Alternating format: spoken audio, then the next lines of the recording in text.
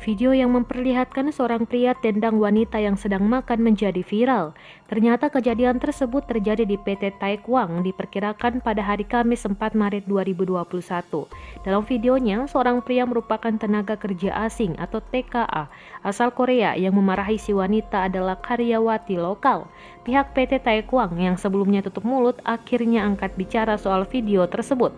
Manajemen PT Taekwang, Epi Slamet, menyampaikan dari hasil investigasi yang dilakukan oleh tim penanggulangan kasus kekerasan PT Taekwang, sebagaimana informasi yang beredar terkait aktivitas kekerasan dalam video tersebut, ia membenarkan adanya tindak kekerasan tersebut.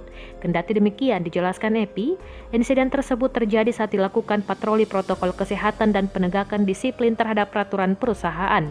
Ia menjelaskan TKA tersebut mendapati ada karyawan yang sedang membawa makanan di tempat kerja, lantas langsung menegur karyawan yang bersangkutan.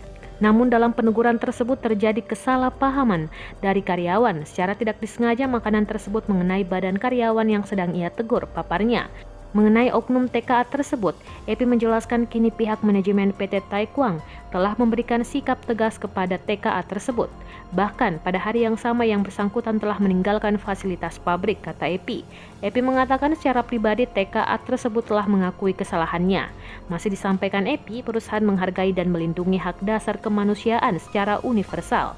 Mengenai kondisi karyawan yang mendapat tindakan kekerasan, kata Epi, manajemen telah bertemu dengan karyawan tersebut.